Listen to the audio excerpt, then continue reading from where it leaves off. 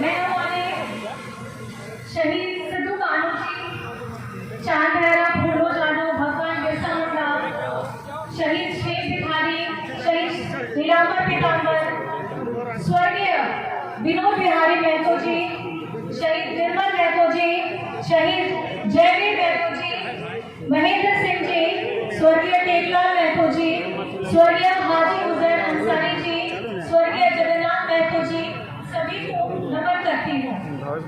और मंच पे उपस्थित हमारे माननीय मंत्री मिथिलेश ठाकुर जी, दर्जा प्राप्त मंत्री श्री ठाकुर देसाई जी, माननीय विधायक मथुरा महतो जी, माननीय विधायक सुब्रमण्य कुमार सोनू जी, माननीय सांसद श्रीमती महुआ माझी जी, श्री संजीव बेदिया जी, कमल नयन जी, विनोद किस्को जी, नीलकंठ महतो जी, राजकुमार महतो जी, गुरु गौरव पटेल जी, सोनाराम मांझी जी, मोहम्मद इजहार अंसारी जी, दिलीप वर्मा जी, संजीव सिंह जी और तमाम सामने बैठा हर एक जन जो झारखंड मुक्ति मोर्चा से जुड़ा हो चाहे ना जुड़ा हो, इस मैदान में उपस्थित सब एक जन को मेरा फूल जोहार है। आज झारखंड मुक्ति मोर्चा का यह स्थापना दिवस हमें इस बात की याद दिलाता है कि जिस धूम को बहा करके, जिस एक शरीर का पसीना कतरा बहा करके हर एक जन जो यहाँ का वासी है और जिसने झारखंड को अलग करने का सपना देखा था, जिसकी वजह से झारखंड मुक्ति मोर्चा पार्टी इस उम्मीद को, इस सपने को आगे लेके बढ़ी थी। आज इस जगह से उन तमाम लोगों को जिनका शायद मुझे नाम भी नहीं पता होगा, लेकिन दिल से, अपने पूरे मन से और अपनी पूरी श्रद्धा से उन सभी को बहुत बहुत नमन करती हूँ, बहुत बहुत धन्यवाद करती हूँ। हर एक कार्यकर्ता, हर एक बच्चा जो हमसे दिल से जुड़ा है, जो बाबा किशन गुरु श्री गोविंद जी के आदर्शों से जुड़ा है, हर एक को विचार, हर एक को सोच जो हमें आपस में जोड़ती है, उन सभी को मेरी तरफ से और हेमंत जी की तरफ से बहुत बहुत जोहार है। आज सबसे पहले अपनी बातों को शुरू करने से पहले मैं यहाँ तमाम जितने लोग यहाँ बैठे हैं, बुजुर्ग बैठे हैं, माताएं बैठी हैं, बहनें बैठे हैं, छोटे छोटे बच्चे बैठे हैं, आप सभी से पहले मैं माफी मांगना चाहती हूँ कि आप लोग सुबह से तपती धूप में बैठते हुए हम सभी लोगों को सुनने के लिए और खास करके मुझे सुनने के लिए यहाँ पे इंतजार कर रहे थे। लेकिन मैं बहुत माफी मांगना चाहूंगी, उसमें एक और चीज जोड़ना चाहूंगी। हफ्ते में सिर्फ एक दिन होता है हेमंत जी से मिलने के लिए और कहीं ना कहीं वो दिन आज का हो गया। तो मुझे ये लगा कि सबसे पहले मैं हेमंत जी के पास जरूर जाना चाहूंगी।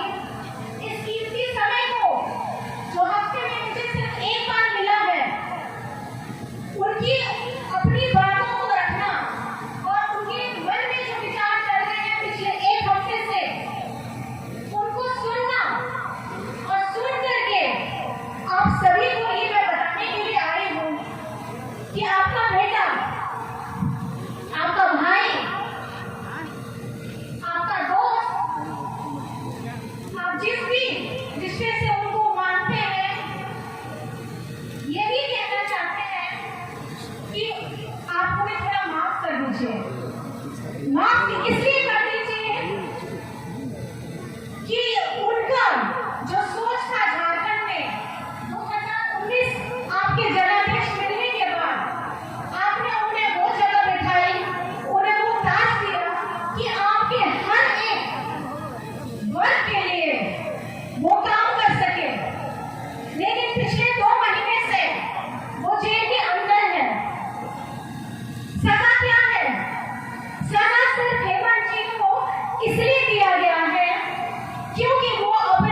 गरीब जनता के लिए काम करना चाहते थे।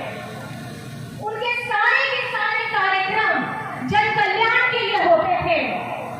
आपका कोई भी वर्ग हो, स्टूडेंट हो, महिला वर्ग हो, बुजुर्ग हो, आप अगर देखेंगे यहाँ पे पूरी लड़ी लग जाएगी सारी योजनाओं की जो पूरे झारखंड में सब जगह में फैलाई गई है। और ये सिर्फ पिछले 4 सालों से पूर्ण बहुमत आने के बाद, हमारे गठबंधन के आने के बाद और आप लोगों के आशीर्वाद के बाद ये हुआ था। लेकिन हमारे जो तानाशाह लोग बैठे हैं, केंद्र में बैठे हैं, उनको कभी पसंद नहीं आता है कि कोई भी आदिवासी, दलित, अल्पसंख्यक, वंचित समाज से उभरता हुआ कोई आदमी आ रहा है और अपने झारखंड के विकास के लिए काम करना चाहता है तो इन लोगों से बर्दाश्त नहीं होता है। झारखंड में पहले भी सरकारें नहीं है, लेकिन सबसे ज्यादा सरकार जो समय लिया है वो भाजपा ने लिया था।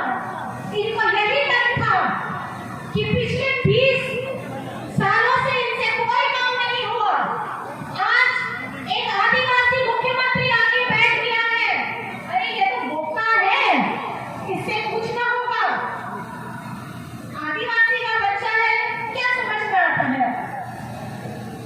कुछ समझ में नहीं आता।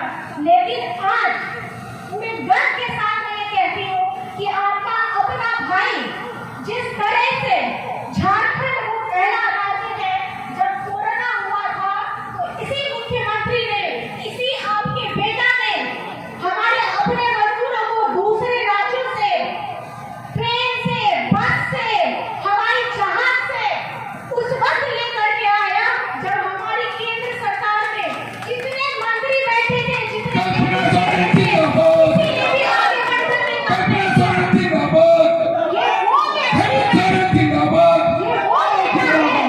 जिसने सिर्फ हमारे यहाँ के देश, हमारे झारखंड के लोगों के लिए, जिसके बारे में सोचने वाले लोग सिर्फ एसी के कमरों में बैठते हैं।